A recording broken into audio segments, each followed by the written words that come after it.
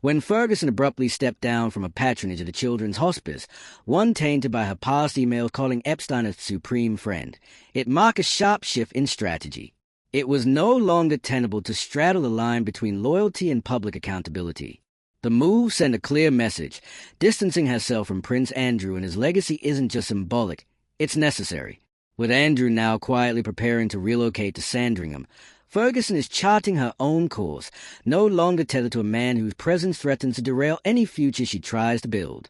This isn't about abandoning a home, it's about salvaging what's left of a reputation. For Ferguson, rebuilding won't come easy. Her unconventional closeness to Andrew long after their divorce has always raised eyebrows, and critics are quick to question the sincerity of her departure now. If you love getting the real story behind the palace walls, don't forget to subscribe to the channel and tap the notification bell so you never miss an update. But the decision to pursue writing, media projects, and paid speaking engagements isn't without intent. She's aiming for financial independence and public credibility. Whether her motives are self-preservation or reinvention, the result is the same.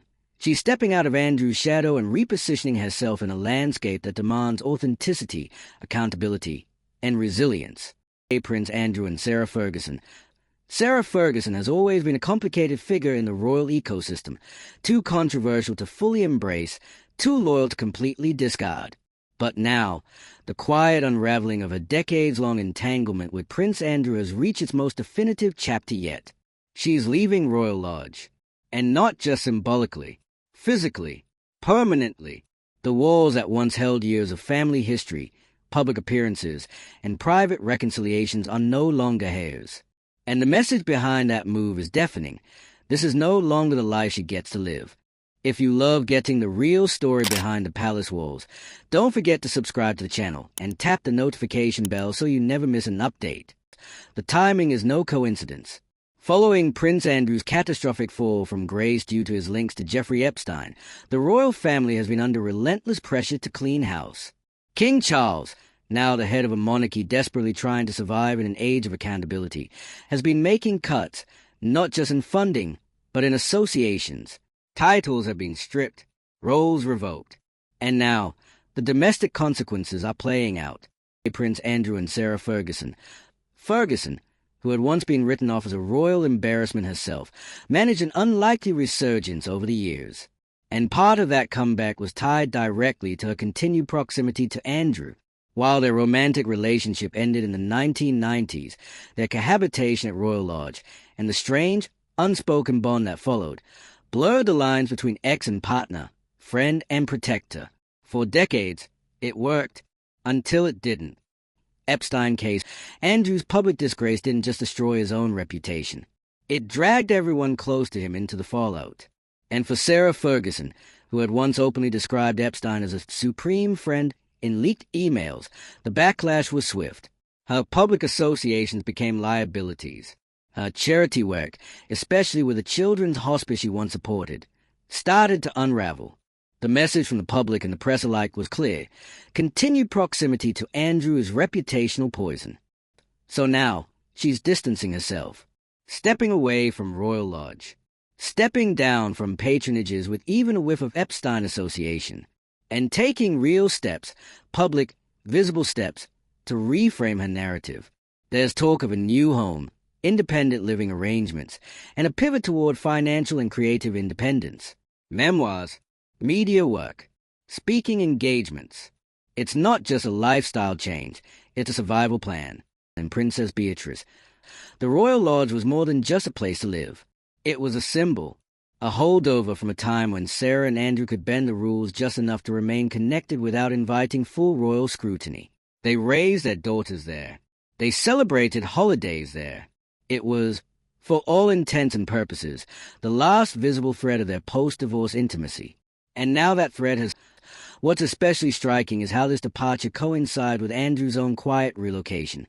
While he's expected to move to a private estate on the Sandringham grounds, no one's pretending it's just a simple downsizing. It's a managed retreat, a self-imposed exile dressed up as a logistical decision. There won't be any grand public explanation. There never is. But the pattern is clear. Keep the disgraced royal far from the cameras, and further still from the royal heartland. And yet, While Andrew retreats into obscurity, Sarah is doing the opposite. She's repositioning herself, publicly and professionally, no longer just the ex-wife living in a former royal property, no longer the figure caught defending the indefensible. Instead, she's leaning into something far more palatable, the narrative of reinvention, a woman reclaiming her independence, a mother focusing on her future, a public figure detaching from the wreckage. But whether this move is sincere or simply strategic, that's where things get murky. Because as much as Ferguson has presented this new chapter as a personal decision, it's impossible to ignore the institutional and media pressures closing in. With a royal family undergoing a slow but steady PR reconstruction, there's simply no more room for loose ends. And that's what she had become, too tied to a scandal no one wants to talk about, too public to ignore, and too unpredictable to fully control. And let's not forget the emotional ripple effects. Royal Lodge wasn't just home to Fergie and Andrew. It was also the family base for Princess Eugenie and Princess Beatrice, a place tied to childhood memories, royal ceremonies, and emotional milestones. Losing that home is a significant shift, not just for Sarah, but for the next generation of royals who now have to watch the family foundation get dismantled one quiet move at a time. This isn't just a matter of property. It's a metaphor for the current royal moment, a forced redefinition of what's acceptable, a clearing out of everything and everyone connected to a past the palace is trying to bury. And Ferguson, for all her persistence and loyalty, has found herself on the wrong side of that line. Her decision to leave Royal Lodge is already being interpreted through two opposing lenses. On one hand, it's seen as an act of personal growth, a woman, finally untethered from a toxic legacy, stepping into her own light. On the other, it's viewed as a calculated maneuver, a damage control campaign wrapped in the language of empowerment. Because yes, she's leaving, but not until it became clear that staying was no longer an option. What's also notable is a sudden retreat from public-facing charity roles. That move alone signals a deeper awareness of how radioactive even a hint of Epstein association has become. It's no longer enough to claim ignorance or past friendship. The public expects distance, denial, deletion, and Ferguson is obliging, not with apologies, but with silence and quiet exits.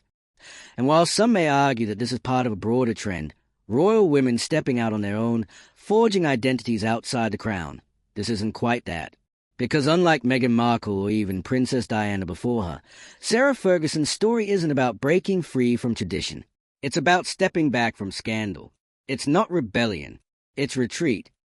The royal family has always functioned as a machine, slow to change, but quick to protect its image. And what we're witnessing now is that machine working overtime to protect itself. Andrew has been sidelined. Fergie is being phased out. All under the watchful eye of a monarchy that understands one truth better than most. When the brand is under fire, everyone becomes expendable. But Sarah isn't going down without trying to reframe the ending.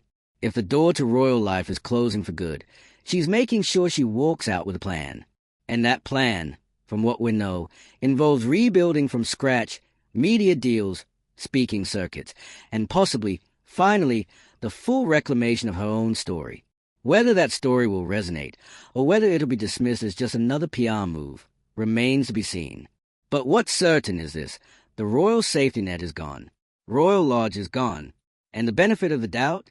That disappeared the moment Supreme Friend made headlines.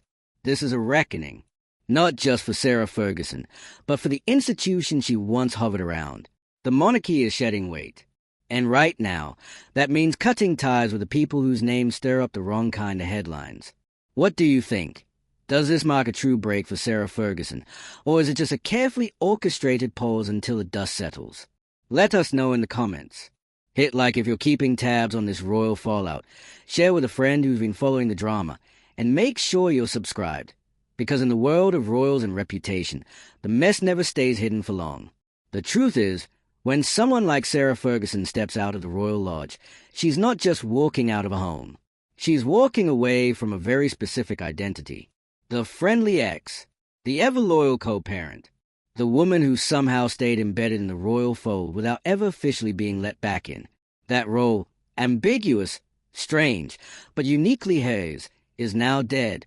What's left is a public figure suddenly forced to redefine herself in real time, under a microscope, with critics circling and the royal family quietly closing ranks. It's a slow, cold disconnection, one that doesn't come with public statements or emotional goodbyes. Just headlines, speculation, silence. And that silence is loud, especially when it follows years of public declarations from Ferguson that all but aligned her with Andrew's position. At a time when most were distancing themselves from his scandal, she was leaning in, defending him, painting him as a misunderstood man, a devoted father, a kind soul.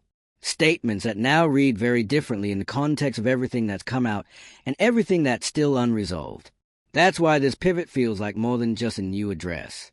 It's a last chance, a final window to step out of the blast radius before it consumes her completely.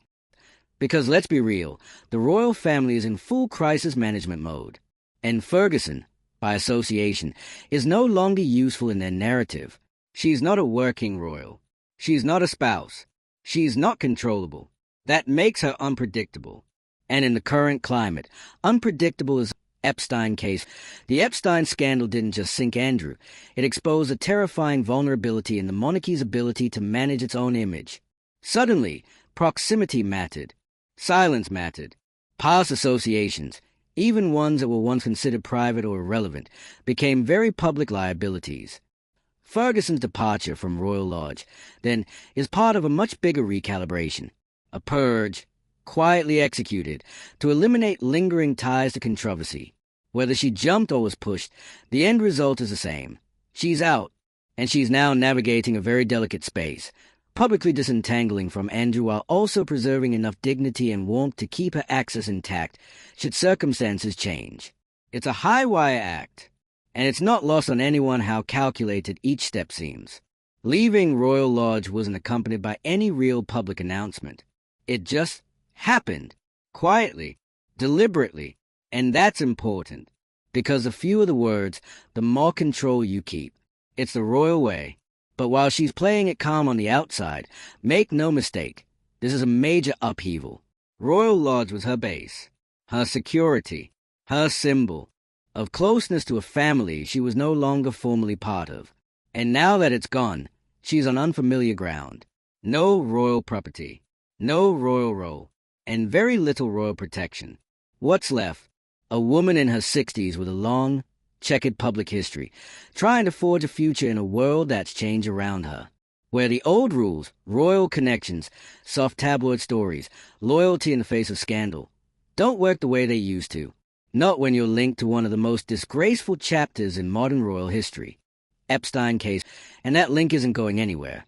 Her past offenses of Andrew, her infamous supreme friend comments about Epstein, her continued presence in the same house as a man now effectively exiled from royal life. Those things aren't easily forgotten, or forgiven. That's why her recent move feels so textbook crisis PR. She's pulling out of charities, withdrawing from public-facing patronages, scrubbing her proximity to anything that could be used against her. She's making herself smaller, quieter, less visible. Not because she's retiring, but because she's repositioning. The pivot to media, strategic. The hints about speaking tours and memoirs, predictable. It's the only route left. Tell your side before someone else tells it for you. Control the narrative. Retain what influence you can. And if you're lucky, rebrand as someone worth listening to again. This time, not as a royal, but as survivor of royal chaos. But here's the tension. Even as she distances herself from Andrew, she doesn't denounce him. She can't. Oh, won't. That's a line she's always walked, and it's the one she still refuses to cross. There's no public reckoning, no apology for past words, no condemnation of his actions or associations, just quiet separation, which raises a question, is this really independence, or is it image maintenance? Because distancing yourself physically doesn't mean you've broken free emotionally or ethically. And for Ferguson, whose entire adult life has been shaped by her relationship to Andrew, that break may never come. Whether by choice or necessity, she's still orbiting him, just further out, no longer in the house, but still tethered by history, family, and scandal. Even her future plans are shadowed by this ambiguity. A memoir? Sure, but how honest will it be? How far will she go? Will she address Epstein, Andrew, and the implications of her past comments? Or will it be another surface-level gloss over the most serious issues, told in safe, palatable terms? Because the public isn't interested in vague platitudes anymore. We've seen too much. We've read the court documents. We've watched the interviews. We know what these associations mean. And we know what silence can imply. Which means the bar is higher than ever. If Sarah Ferguson wants to reinvent herself successfully, it won't be enough to just leave Royal Lodge. She'll need to confront the very thing that made her departure necessary in the first place. And based on everything we've seen so far, that doesn't seem likely. What's more likely is a strategic soft exit from the scandal conversation. A calculated shift towards safer, more marketable narratives. Resilience, motherhood, wellness, empowerment. All noble in theory, but empty without real accountability. And that's where the public will draw the line. Because people want to believe in comebacks. But they also want honesty. And after so many years of deflecting, dameplaying, and defending, it's going to take more than a house move to win that trust back. So, where does that leave her? A woman without a title, without a home base, and without a clear place in the royal structure. Her daughters are grown. Her access to the inner circle is fading. And the only thing left to cling to is a version of herself she chooses to present next. Will it be the survivor, the reborn Duchess, the truth teller, or will it be more of the same, controlled messaging, vague optimism, and silence where it matters most? We'll find out soon enough. But one thing is certain. The Sarah Ferguson who lived at Royal Lodge defended Andrew publicly and operated in the blurry space between scandal and royalty. That version is over. And the version stepping forward now has everything to prove, and very little room to get it wrong. And if there's one thing the Windsors are known for, besides ceremony, secrecy, and spectacular implosions, it's their ability to move on without ever addressing the full story, which is exactly what's happening here. Sarah Ferguson leaving Royal Lodge isn't just about finding a new place to live. It's a quiet erasure of a very inconvenient chapter in royal history. No fanfare, no farewell tour, no commemorative spread in Hello magazine, just silence. And in royal terms, that silence is a message. Because this was never just about Sarah Ferguson. It's about who gets to stay close to the crown, and who get politely shuffled offstage when their presence starts to cause too many headlines. And right now, Ferguson's association with Andrew, still very much unresolved in the eyes of the public, is a liability. No matter how many times she talks about second chances or spiritual growth or writing more books, the fact remains she was too close to the wrong person for far too long. And now, she's paying the price. What's stunning is how long she managed to hang on. Long after Andrew was stripped of his titles. Long after the palace pulled the plug on his official duties. Long after the public had clearly turned. Ferguson stayed. And in that staying, she sent a message, loyalty above all. Even when that loyalty came at the cost of her own reputation. But now, we've hit the breaking point. The Epstein fallout isn't going away. New scrutiny is surfacing. And with Andrew's exile to Sandringham set to happen quietly, efficiently, and out of view, the writing was clearly on the wall. If he was being removed from sight, so was she. Still, the way she's playing this move is fascinating. Instead of denouncing anything or drawing a hard line, she's leaning into the language of empowerment, talking about independence, exploring media opportunities, stepping into her own narrative, as she puts it. But here's the thing. How independent is a move if it's only happening after the palace decides the situation has become untenable? This isn't a graceful exit. It's damage control. Strategically timed, carefully worded, and designed to look like evolution rather than expulsion. Epstein case. That's not to say she doesn't deserve space to rebuild. Everyone's entitled to their own redemption arc. But when the move comes right after losing patronages, after emails calling Epstein a supreme friend resurface, after public backlash over a continued defense of Andrew intensifies, it's hard to see this as anything but reactionary. Especially because the last time she tried to pull away from scandal, it didn't stick. Let's not forget, this isn't her first PR storm. There was a cash for access sting, the debt crises, the tabloid scandals. Each time, she framed her comeback as a lesson learned. Each time, she pivoted to something new. Books, appearances, a weight loss show, even a brief Oprah moment. But this time, this is bigger. This is royal fallout tied to one of the most revolting scandals in recent memory. So what's next? Well, she's clearly laying the groundwork for a new public image. The memoir angle makes sense, especially since it offers a chance to reframe history on her terms. And the media work? That's about relevance. Control. Visibility. She knows how quickly the public forgets those who retreat. She won't make that mistake again. But all of that only works if she can convince people that this isn't just a move, it's a transformation. Which is why so many people are still asking the same question. Is this real growth, or just a strategic rebrand to stay afloat? And then there's the unspoken reality. She may be out of Royal Lodge, but she's not out of Andrew's life. Not fully. Their lives are still linked through their daughters, through years of cohabitation, through decades of shared scandal. Unless there's a full, clean break, which hasn't happened, there will always be that lingering connection. And that's what makes this situation so complex. Because it's not just about where she lives. It's about what she still stands next to. And in today's world, proximity to scandal speaks just as loudly as participation in it. That's why the public isn't satisfied with vague press lines and soft interviews. They want accountability, transparency, a real reckoning.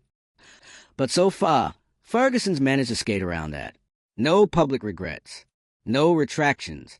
Just strategic silence and subtle pivots. And the royal family? They are happy to let her fade out this way. Quietly. Without confrontation. Without risk. It's their favorite tactic. Let the public pressure someone out, then act like it was always their choice. It's cold. It's calculated. It's incredibly on-brand. And for all of her missteps, Ferguson is still very much a product of that system. She learned from the best.